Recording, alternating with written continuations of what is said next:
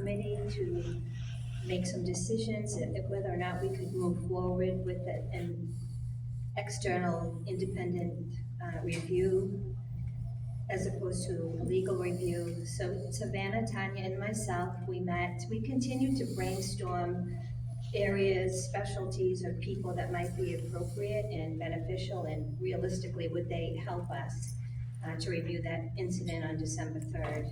And then we thought about how we might approach them.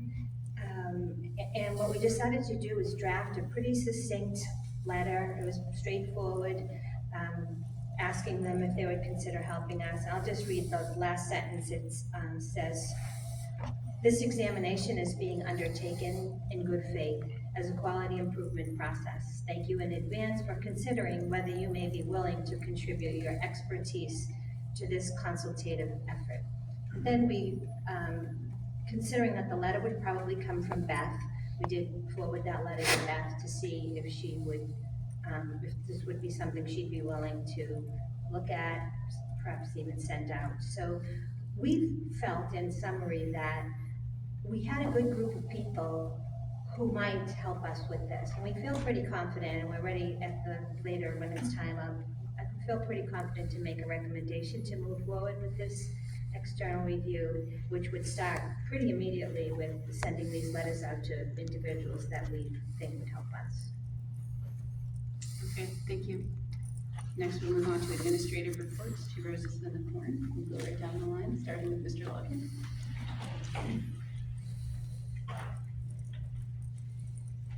Good evening, everyone. So I would say a first rose was real recent. The Mesa Math Night that just took place in the big gym this evening was very well attended. It was great to see kids come up with their own math-based games. So everyone was playing games, adults and kids. All the games were connected to the theme of hydrology, which is a major focus of the Mesa curriculum this year. So just a real positive evening for kids and adults that were in that big gym a little bit ago. Another rose I would say is also recent. We had a very conversational and collaborative K-8 staff meeting today, where we had teachers discussing ways that kids, or things that we do at Mollyaka to give kids a sense of belonging, and things that we want to do to increase opportunities for kids to feel connected to the school, feel that sense of belonging. There were some interesting stats that this isn't so much a rose, I guess, but they're finding that kids who suffer from loneliness and isolation, it's the equivalent to smoking 15 cigarettes a day, and pediatricians are predicting like coronary disease as a result of isolation and loneliness in kids as when they become adults. So just really powerful data to support the need for kids to feel connected and belonging, and all part of what we want to do to create consistency as we go from grades pre-K through grade 8, creating the culture and the things we do at Mollyaka that support kids, and then dovetailing this into the work we're doing with the FA Liaison Committee. And sense of belonging was just the first category we tackled, but our goal is to tackle a number of categories from instruction to executive functioning, social emotional learning. A journey of 1,000 miles begins with one step, and it was a very positive step this afternoon at the staff meeting. And then I guess a third rose would be that we wrapped up our basketball seasons this past week. Some real highlights and successes in those seasons amongst the various teams. But the thorn would be also some of the struggles that we faced along the way with tough to kind of coordinate transportation sometimes. Our 8th grade boys and 7th grade boys, they had a number of games canceled for external factors like the Poland gym flooding, a lack of referees one game. St. Dom's couldn't field the team because everyone was sick at their school. So, and then, just kind of looking at how we increase gym time for the teams so some hurdles that we can overcome and things to look forward to for next year.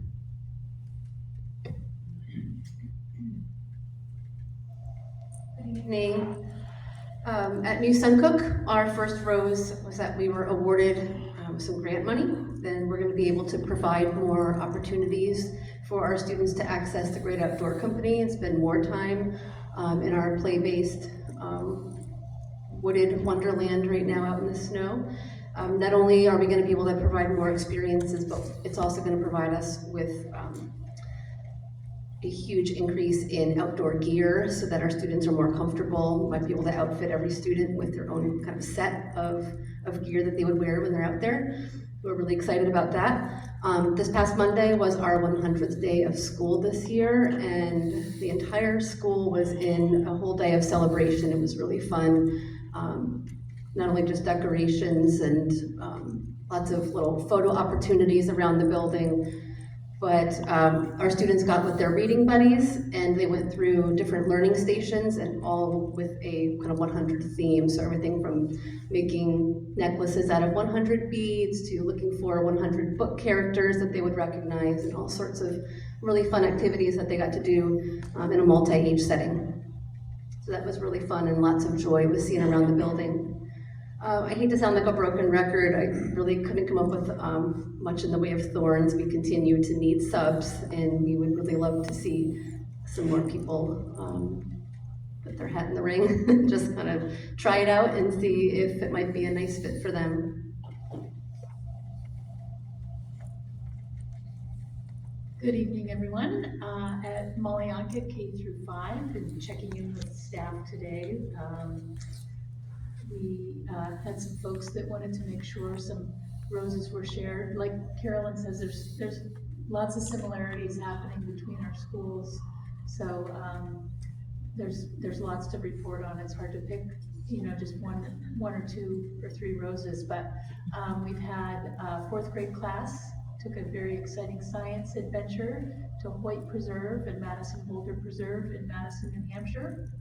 They got a chance to do a lot of snowshoeing, and they learned about the effects of weathering or the rate of erosion by water, ice, and vegetation. The kids were exhausted when they got back to school, and the teachers were as well. The kindergarten classes hosted some families today in the building.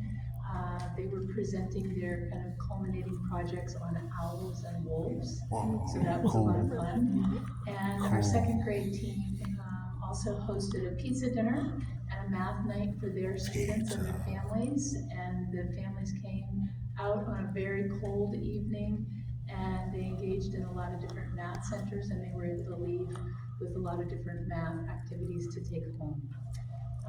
Similar to what Carolyn said about a thorn, here is we've got lots of kids who are out sick, and staff as well, and that's of course impacting their attendance.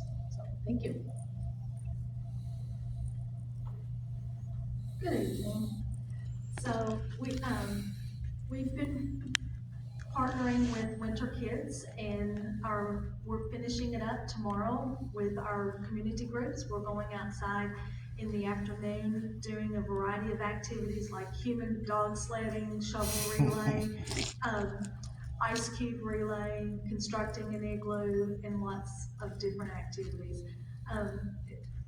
It's looking like it's going to be a really fun afternoon. And in kindergarten, as part of their outdoor learning, they went snowshoeing, and they also were very tired. Snowshoeing takes a lot out of you. They used their senses to experience their winter day. They observed and heard birds. They saw animal tracks. They felt the sunshine and the cold air on their cheeks. And this Friday, they're going to participate in the Great Backyard Bird Count, where they'll identify birds, count them, and submit their results to help scientists better understand and protect birds around the world. Our theme this year at Granville Denmark is Don't Just Look at Stars, Be One. And last month during community group, we focused on constellations, and students created real constellation models using marshmallows and toothpicks. And then they created their own constellation on construction paper with stars, and they drew some other extra stars. I'm sneaking in an extra rose.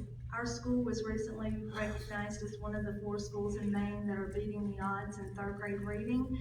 This was based on the percentage of students that were proficient at reading and being a Title I school.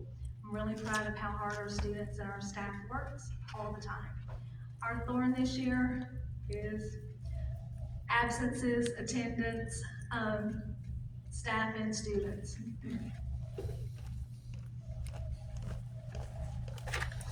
Thank you, everyone. Wait, special ed, sorry. So, I was gonna let you off the hook, Pat. we worked really hard on this. So, we do have some roses. We actually have applicants, some, community-based people as well as a couple agency people. So, I actually have applicants for teaching positions that are still open, so I'm really kind of excited about that, as well as ed techs and subs. So we're interviewing some substitutes.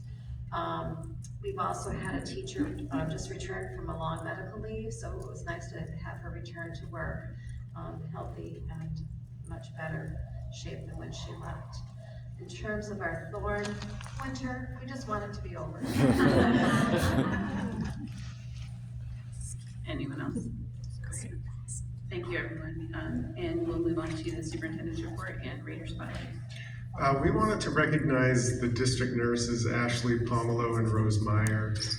In addition to bumps, bruises,